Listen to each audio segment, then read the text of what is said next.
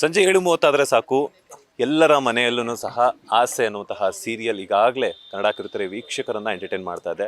ಸದ್ಯ ಇವರಿಬ್ಬರ ಜೋಡಿನ ನಾವು ಹಲವಾರು ಸಿನಿಮಾಗಳಲ್ಲಿ ನೋಡಿರ್ತೀವಿ, ಹಾಗೆಯೇ ಸೀರಿಯಲ್ಸಲ್ಲಿ ನೋಡಿದ್ವಿ, ಅದರ ಜೊತೆಗೆ ರಂಗಭೂಮಿಯಲ್ಲೂ ಸಹ ನೋಡಿದ್ವಿ. ಬಟ್ ಈ ಆಸೆ ಸೀರಿಯಲ್ನಲ್ಲಿ ಇವರಿಬ್ಬರ ಕ್ಯಾರೆಕ್ಟರೈಸೇಷನ್ ಆಗಿರ್ಬೋದು, ಪಾತ್ರಗಳಾಗಿರ್ಬೋದು, ಇವ್ನು ಮಾತನಾಡುವಂತಹ ಸಂಭಾಷಣೆ ಆಗಿರ್ಬೋದು, ಎಲ್ಲಾನು ಕೂಡ ಕನ್ನಡ ಕಿರುತೆರೆ ವೀಕ್ಷಕರನ್ನ ಹಿಡಿದಿಟ್ಕೊಳ್ಳಿ ಸಕ್ಸಸ್ಫುಲ್ ಆಗಿ ಮುನ್ನುಗ್ತಾ ಇದೆ. ಈಗಾಗಲೇ ಆಸೆ ಸೀರಿಯಲ್ 500 ಎಪಿಸೋಡ್ ಕಂಪ್ಲೀಟ್ ಮಾಡಿಕೊಂಡು ಮುನ್ನುಗ್ತಾ ಇದೆ. ಸದ್ಯ ಸಕ್ಕರೆಬೈಲೆ ಶಾಂತಮ್ಮನವರು ಹಾಗೆಯೇ ರಂಗನಾಥ್ ಅವರು ನಮ್ಮ ಜೊತೆ ಇದ್ದಾರೆ. ನಾನು ಮಾತನಾಡಿಸ್ತಾ ಹೋಗ್ತೀನಿ. ಮೇಡಮ್ ನಮಸ್ತೆ. ಸರ್ ನಮಸ್ತೆ, ಹೇಗಿದ್ದೀರಾ? ತುಂಬ ಚೆನ್ನಾಗಿದ್ದೀವಿ. ನಿಮಗೆ ಗೊತ್ತಾಗ್ತಾ ಇಲ್ಲ ನೋಡೋಕ್ಕೆ, ಸಖತ್ತಾಗಿದ್ದೀವಿ ನಾವು, ಚೆನ್ನಾಗಿದ್ದೀವಿ.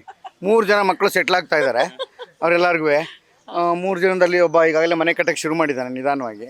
ಕಂಪ್ಲೀಟ್ ಆಗುತ್ತೋ ಇಲ್ಲೋ ಗೊತ್ತಿಲ್ಲ, ಇನ್ನೊಬ್ಬ ಬಿಸ್ನೆಸ್ ಶುರು ಮಾಡಿದ್ದಾನೆ. ಎಲ್ಲಿಂದ ದುಡ್ಡು ಯಾಮಾರ್ಸಾರ ತಂದು ಒಟ್ಟಿನಲ್ಲಿ ಅವ್ನು ನಮ್ಮನ್ನು ಸಾಕ್ತಾನೆ ಅಂತ ನಮ್ಮ ಹೆಂಡತಿ ನಂಬ್ಕೊಂಡಿದ್ದಾಳೆ ಬಲವಾಗಿ. ಹಾಗಾಗಿ ಆಮೇಲೆ ಇನ್ನೊಬ್ಳು ದೊಡ್ಡ ಶ್ರೀಮಂತರ ಮಗಳು, ಬಟ್ ಆ ಶ್ರೀಮಂತಿಗೆ ದುಡ್ಡು ಬಂದು ಇನ್ನೊಬ್ಬನ ಜೊತೆ ನಮ್ಮ ಅವನೊಂದು ಹೋಟ್ಲ್ ಇಟ್ಕೊಡ್ಬೇಕು ಅಂತ ಪ್ಲ್ಯಾನ್ ಮಾಡ್ತಾ ಇದ್ದಾರೆ. ಹಾಗಾಗಿ ಇವತ್ತೆಲ್ಲ ನಾಳೆ ಅವ್ನು ಹೋಟ್ಲ್ ಇಟ್ಕೋಬೋದು. ಅವ್ನು ನಿಜವಾಗ್ಲೂ 50 ಕಾರ್ ಓನರ್ ಆಗ್ಬೋದು. ಮತ್ತು ಅವನಿಗೂ ದುಡ್ಡು ಇದಾಗ್ಬಿಟ್ಟು ಒಳ್ಳೆ ಇದಾಗ್ಬೋದು. ಆ ಮಗುಗೊಂದು ಭವಿಷ್ಯ ಆಗ್ಬೋದು. ಮತ್ತು ಮುಂದೆ ಏನೇನಾಗುತ್ತೆ ಅನ್ನೋ ಟ್ವಿಸ್ಟ್ಗಳನ್ನು ಜನದ ಕುತೂಹಲ ಇಟ್ಕೊಂಡೆ ನಾವಂತೂ ಗಂಡ ಹೆಂಡತಿ ಎಲ್ಲ ಜಗಳಗಳ ಮಧ್ಯೆ ಸಂತೋಷವಾಗಿದ್ದೀವಿ ಸರ್. ನೀವು ಆಗ್ಲೇ ಮಾತಾಡ್ತಾನೋ ಹೇಳ್ತಾ ಇದ್ರಿ, ಮೇಡಮ್ ಅವ್ರಿಗೆ ಬೈತಾ ಇದ್ರೆ ಶಾಂತಿ ಅದು ಬಾಯ ಅದು ಏನೇನು ಅಂತ ಹೇಳ್ಬಿಟ್ಟು ಒಂದಷ್ಟು ಸಂಭಾಷಣೆ ಸಿಕ್ಕಾಪಟ್ಟೆ ಇಷ್ಟ ಆಗ್ತಿದೆ. ಬಿಕಾಸ್ ಯಾಕಂತಂದ್ರೆ ನಾವು ಆಡು ಭಾಷೆಯಲ್ಲಿ ಏನು ಮಾತನಾಡ್ತೀವಿ ಅದೇ ಒಂದು ಸಂಭಾಷಣೆಯನ್ನು ಕ್ಯಾರಿ ಮಾಡಿದ್ದಾರೆ ಡೈರೆಕ್ಟರ್ ಆಗಿರ್ಬೋದು, ಸ್ಕ್ರಿಪ್ಟ್ ರೈಟರ್ ಆಗಿರ್ಬೋದು. ಸೊ ಈಗ ನೀವು ಮೇಡಮ್ ಅವ್ರಿಗೊಂದು ಬೈಬೇಕು, ನೀವು ಅವರು ನಿಮಗೆ ರಿಯಾಕ್ಟ್ ಮಾಡ್ತಾರೆ. ಯಾವಾಗಾದ್ರೂ ಒಂದು ಡೈಲಾಗ್ನ ರೀಕ್ರಿಯೇಟ್ ಮಾಡುವಂಥದ್ದು. ಹೊರಗಡೆ ಪಾಪ ಅವ್ರನ್ನ ಬೈದೇ ಗೊತ್ತಿಲ್ಲ ಸರ್, ನಾನು ವೆರಿ ಇನ್ನೋಸೆಂಟ್ ಪರ್ಸನ್ ನಾನು. ಹಂಗಾಗಿ ಆದರೂ ನೀವು ಕೇಳ್ತಾ ಇದ್ದೀರಿ ಅಂತ ಒಂದು ಮಾತು ಬೈತೀನಿ. ಲೇ ಶೂರ್ಪಣಕಿ, ಲೇ ರಾವಣೇಶ್ವರಿ, ನಿನಗೆ ಮಾನ ಮರ್ಯಾದೆ ಇಲ್ವೇನೆ? ಯಾಕೆ ದರಿದ್ರ ಹಿಂಗೆಲ್ಲ ಮಾಡ್ತೀಯಾ ನೀನು? ಆ ಮಕ್ಕಳುಗಳನ್ನ ಪ್ರೀತಿ ಮಾಡೋದ್ರ ನೆಪದಲ್ಲಿ ಅತಿಯಾಗಿ ಮೋಹಿಸಿ ಅವ್ರಿಗೊಂದು ತೊಂದರೆ ಕೊಟ್ಟು ಅತಿರೇಕ ಮಾಡಬೇಡ ಕಣೆ. ನಾನು ಇಷ್ಟೇ ಬೈದ್ರೋಳು ಹಿಂಗೆ ನೋಡ್ತಾ ಇರ್ತಾಳೆ ನನ್ನ ಹೆಂಡತಿ ಮುಖ. ಪಾಪ ಮುಚ್ಚ್ರಿ ಬಾಯಿ ಸಾಕು. ನಿಮ್ಗೇನು ಗೊತ್ತು? ಅವ್ರು ಮಾಡ್ತಿರೋದೇ ಕರೆಕ್ಟು, ನಾನು ಅವ್ರನ್ನೇ ಸಪೋರ್ಟ್ ಮಾಡೋದು. ನೀವು ಸುಮ್ಮನೆ ರಿಟೈರ್ಡ್ ಆಗಿದ್ದೀರಾ, ಬುಕ್ ಓದು, ಅದೇನೋ ಓದ್ತಿರಲ್ಲ 24 ಗಂಟೆ ಒಂದು ಬುಕ್ಕು, ಅದನ್ನ ಇಟ್ಕೊಂಡು ಅಲ್ಲಿ ಕೂತ್ಕೊಂಡು ಓದಿ. ಅದು ಇವ್ರು ಹಿಂಗೆಲ್ಲ ಬೈಯಲ್ಲ. ಆದರೂ ಸಿಕ್ಕಿದ ಚಾನ್ಸ್ ಅಂತ ನೋಡಿ ಪಟ ಪಟ ಅಂತ ಬೈದ್ಬಿಟ್ರು 4. ಕೇಳೋದ್ರಿಂದ ಬೈದೆಯಪ್ಪ ನಾನು.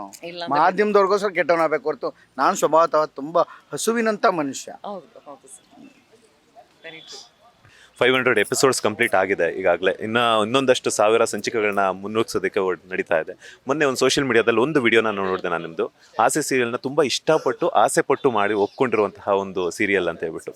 ಏನಕ್ಕೋಸ್ಕರ ಮಂಡ್ಯ ರಮೇಶ್ ಸರ್ ಆಗಿರ್ಬೋದು ಅಥವಾ ಸ್ನೇಹ ಮೇಡಮ್ ಆಗಿರ್ಬೋದು ನಿಮ್ಮ ಕ್ಯಾರೆಕ್ಟರ್ಗಳನ್ನು ಒಪ್ಕೊಳ್ಳೋದಕ್ಕೆ ಕಾರಣ ಏನು ಅಂತ?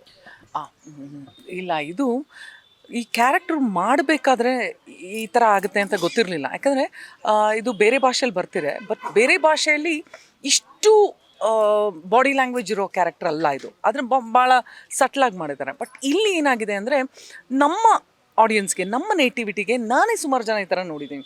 ಒಂದು ಬಾಯಿ ಬಡಿಕಿರಾಗಿರ್ತಾರೆ, ಕೈ ಫುಲ್ ಆ್ಯಕ್ಷನಲ್ಲಿರ್ತಾರೆ. ಸೊ ಅದನ್ನು ನಮ್ಮ ಡೈರೆಕ್ಟ್ರ್ ಆ್ಯಕ್ಚುಲಿ ಟ್ರೈ ಮಾಡಿದ್ದಿಲ್ಲ, ಈ ಥರ ಮಾಡಿ ನೋಡೋಣ ಅಂತ. ಅದು ಮಾಡ್ತಾ ಮಾಡ್ತಾ ಜನಕ್ಕೆ ಇಷ್ಟ ಆಗೋಕ್ಕೆ ಶುರುವಾಯಿತು. ನನ್ನನ್ನು ಬೈಕೊಳ್ಳೋರು ಇದ್ದಾರೆ, ಬಟ್ ತುಂಬ ಜನ ಇಷ್ಟನೂ ಪಡ್ತಾರೆ. ಇದು ಒಂಥರ ಕಾಮಿಕಲ್ ಕ್ಯಾರೆಕ್ಟ್ರು. ಇವಳಿಗೆ ಗೊತ್ತಿಲ್ಲ, ಇವಳೇ ಇವಳು ಲೂಸಾ, ಬುದ್ಧಿ ಇದೆಯಾ ಅವಳಿಗೆ ಇಲ್ವಾ, ಯಾಕೆ ಹಿಂಗೆ ಮಾಡ್ತಾಳೆ ಅಂತ.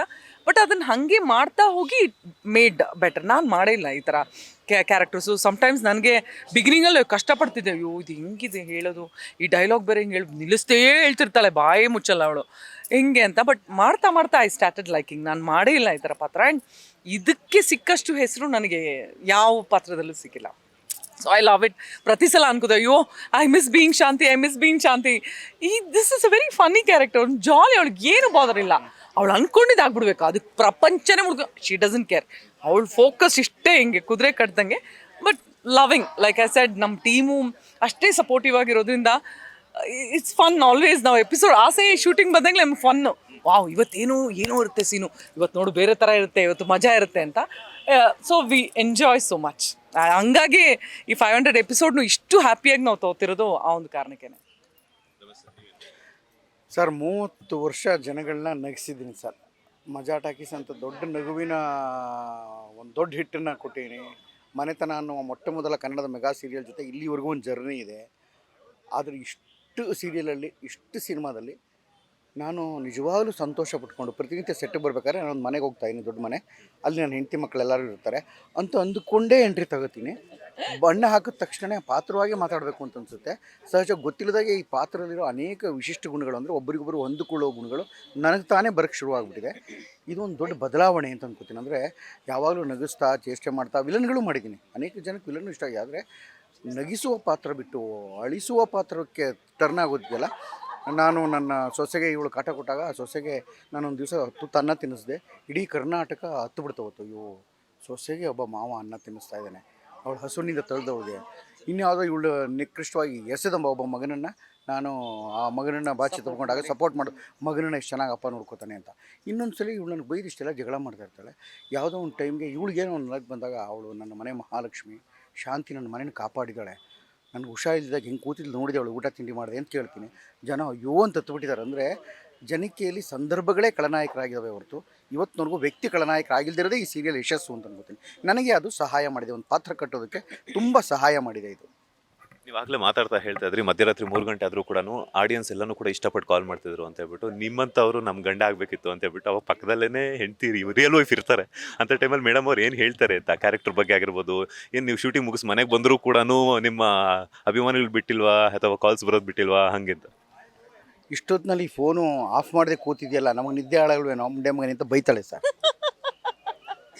ಇಲ್ಲ, ಅವ್ರಿಗೆ ಅಭ್ಯಾಸ ಆಗ್ಬಿಟ್ಟಿದೆ. ಯಾಕಂದರೆ ಅವ್ರ ವೈಫ್ ನೋಡ್ತಾ ಇದ್ದಾರಲ್ಲ ಆವಾಗಿಂದನೂ, ಇವರು ಡ್ರಾಮಾಯಿಂದ ದೇ ಆರ್ ಟುಗೆದರ್. ಸೊ ಅವ್ರಿಗೆ ಅವ್ರವೇ ಇಲ್ಲಿ ಬಂದಾಗಲೂ ಏನಂದ್ರೆ ಅವ್ನು ಹೇಳ್ತಾನೆ ರಮೇಶ್ ತಾನೆ ಹಂಗೆ ಅವ್ರು ಮಾತಾಡೋದು. ಅವ್ರಿಗೆ ಯೂಸ್ ಟು ಆಗ್ಬಿಟ್ಟಿದ್ದಾರೆ. ಅವ್ರೀಗ ಇಲ್ಲಿ ಬಂದ್ರು ಅಷ್ಟೇ, ಮಾಡ್ಕೊಳ್ಳಿ ನೀವು ಮಾತಾಡ್ಕೊಳ್ಳಿ, ನಾನು ಇಲ್ಲಿ ಕೂತಿರ್ತೀನಿ ಅಂತ ಬಿಟ್ಬಿಡ್ತಾರೆ. ನಿಮ್ಮ ಪಾಡಿಗೆ ಜಾಲಿಯಾಗಿರಿ. ಅವ್ರಿಗೂ ನಮ್ಮ ಟೀಮು ಹೊಂದ್ಕೊಂಡ್ಬಿಟ್ಟಿದ್ದಾರೆ. ಸೊ ಏನೇ ಬಂದರೂ ಅವ್ರಿಗೂ ಖುಷಿ. ಒಂದು ಸೀರಿಯಲ್ ಇಷ್ಟು ಮಾತ್ರ ಏನೋ ಅವ್ರಿಗೆ ಇಷ್ಟು ರೆಸ್ಪಾನ್ಸ್ ಕೊಟ್ಟಿದೆ ಅನ್ನೋದು, she is also very happy. ಯಾವುದೋ ಜನ್ಮದ ಋಣಾನುಬಂಧ ಸರ್. ಯಾವುದೋ ಜನ್ಮದಲ್ಲಿ ನಾವೆಲ್ಲ ಒಟ್ಟಾಗಿ ಹಿಂಗೆ ಬದುಕಿದ್ದು ಅಂತ ಅನಿಸುತ್ತೆ. 500 ಎಪಿಸೋಡು ಎಲ್ಲ ಟೆನ್ಷನ್ ನಡುವೆ ಬದುಕಿದ್ದೀವಿ. ಈ ಟೆನ್ಷನ್ಗಳನ್ನ ಕಳೆದು ಇನ್ನೊಂದಷ್ಟು ಒಳ್ಳೇದು ಕೊಡುವಂಥ ಪ್ರಯತ್ನ ಪ್ರಾಮಾಣಿಕವಾಗಿ ಮಾಡ್ತೀವಿ ಸರ್.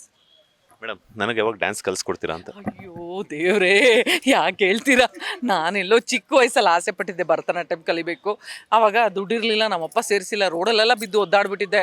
ನನಗೆ ಭರತನಾಟ್ಯಂ ಕಲಿಸಿ, ನನಗೆಲ್ಲರೂ ನನ್ನ ಫ್ರೆಂಡ್ಸ್ ಎಲ್ಲ ಕಲಿತಿದ್ದಾನೆ ಅಂತ. ಆ ಥರ ಅವಕಾಶನೇ ಸಿಕ್ಕಿರಲಿಲ್ವಾ. ಕೊನೆಗೆ ಸೀರಿಯಲಲ್ಲಿ ಭರತನಾಟ್ಯಂ ಟೀಚರ್ ಆಗೋಂಥ ಅವಕಾಶ ಸಿಕ್ಬಿಡ್ತು. ಅಯ್ಯೋ, ನಾವೆಷ್ಟು ಬಿದ್ದು ನಗ್ತೀವಿ ಅಂದರೆ, ಹೆಂಗೆ ಇದು ಹಾಡೋದು ಗುರು, ಇದು ಈ ಸ್ಟೆಪ್ಪೆಲ್ಲ ಬೇರೆ ಮಾಡಬೇಕು, ಪ್ರೊಫೆಷ್ನಲ್ ಆಗೂ ಕಾಣಬೇಕು ಅಂತಾರೆ. ಟೈಮೂ ಇಲ್ಲ ಪ್ರಾಕ್ಟೀಸ್ ಮಾಡಿಕೊಂಡು ಮಾಡೋಂತಿಲ್ಲ. ಸೊ ನನ್ನ 3 ಜನ ಸೊಸೆ ಇದ್ದಾರೆ, ಅವರೆಲ್ಲ ಒಂದು ಸ್ವಲ್ಪ ಒಳ್ಳೆ ಡ್ಯಾನ್ಸರ್ಸು. ಸೊ ಅವರೆಲ್ಲ ಒಂದು ಪೋಸಸ್ ಹೇಳ್ಕೊಡ್ತಿರ್ತಾರೆ, ಹಿಂಗೆ ಮಾಡಿ ಹಂಗೆ ಮಾಡಿ ಅಂತೆಲ್ಲ. ಅದನ್ನೆಲ್ಲ ನೋಡಿಕೊಂಡು ಅಡ್ಜಸ್ಟ್ಮೆಂಟಲ್ಲಿ ಹೋಗಿ, ಬಟ್ ಸಂತೋಷ. ಯಾವಾಗಲೂ ಒಂದು ಅಂದ್ಕೊಂಡಿದ್ದೀವಿ ಮನಸ್ಸಲ್ಲಿ ಚಿಕ್ಕ ವಯಸ್ಸಲ್ಲಿ, ಅದು ಆಯ್ತಲ್ಲ ಅನ್ನೋದೇ ಒಂದು ದೊಡ್ಡ ವಿಷಯ ಸರ್. ಫೈನಲಿ ಅಭಿಮಾನಿಗಳಿಗೆ ಏನು ಹೇಳ್ತೀರಾ ಅಂತ? ಪ್ರತಿದಿನ ಸಂಜೆ 7:30ಗೆ, ರಾತ್ರಿ 11 ಗಂಟೆಗೆ, ಮಾರನೇ ದಿವಸ ಮಧ್ಯಾಹ್ನ ತಪ್ಪದೆ ಮತ್ತೆ ಮತ್ತೆ ಮತ್ತೆ ಮತ್ತೆ ಆಸೆನ ನೋಡಿ.